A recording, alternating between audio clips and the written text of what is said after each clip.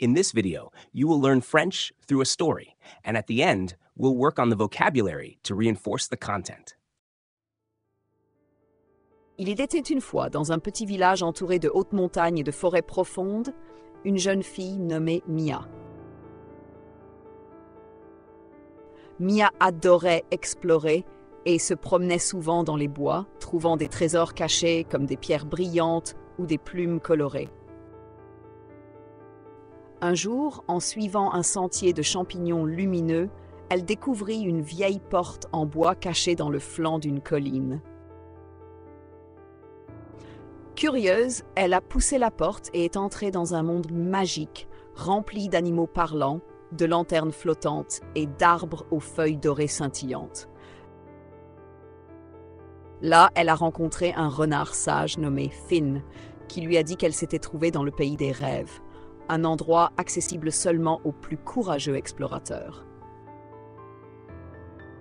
Ensemble, Mia et Finn ont vécu de nombreuses aventures, aidant des créatures perdues et résolvant d'anciens mystères.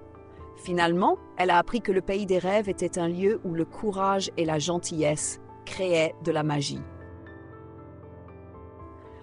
Lorsqu'elle est retournée chez elle, elle a gardé ses leçons en elle, sachant que parfois les plus grandes aventures se déroulent dans notre propre cœur. Voici le vocabulaire en français. 1. Il était une fois, une expression pour commencer une histoire. Cette expression est utilisée pour débuter des histoires ou des contes de fées, équivalente à Once Upon a Time en anglais. Elle est une manière courante d'introduire un récit en français. Village, une petite ville ou un hameau. Exemple dans un petit village entouré de montagnes. En français, village fait référence à une petite communauté rurale. Une personne qui habite dans un village peut être appelée un villageois, habitant de village. 3. Forêt, une grande étendue boisée. Exemple, forêt profonde, forêt dense. Forêt désigne une grande zone couverte d'arbres. Ce mot est féminin, la forêt. 4. Champignons, plante comestible ou décorative. Suivant un sentier de champignons lumineux. En français, champignon signifie mushrooms. En anglais, les champignons comestibles sont courants dans la cuisine française. 5. Porte, une ouverture pour entrer. Exemple, une vieille porte en bois cachée dans une colline. Le mot porte est utilisé aussi bien pour des portes normales que pour des portails en fonction du contexte. 6. Magique, quelque chose d'enchanteur. Exemple, un monde magique. Magique est un adjectif qui décrit quelque chose de fantastique ou d'enchanteur. En français, les adjectifs viennent généralement après le nom, donc on dit monde magique et non magique monde. 7. Aider, assister ou secourir quelqu'un. Exemple, aider des créatures perdues. Aider est le verbe to help en anglais et c'est un verbe du premier groupe terminé en conjugaison au présent par exemple, j'aide, tu aides, il elle aide. 8.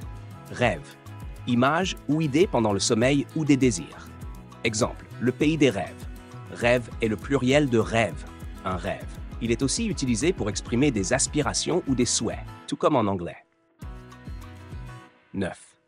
Courage, une qualité de bravoure.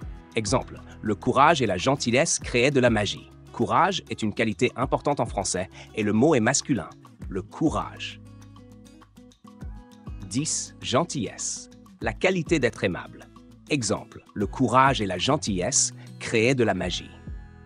Gentillesse fait référence aux actes de bonté ou de générosité. Et c'est un nom féminin, la gentillesse. Ces mots et expressions sont utiles pour comprendre l'histoire, ainsi que pour enrichir votre vocabulaire et votre compréhension de la façon dont les Français structurent les phrases dans un contexte narratif.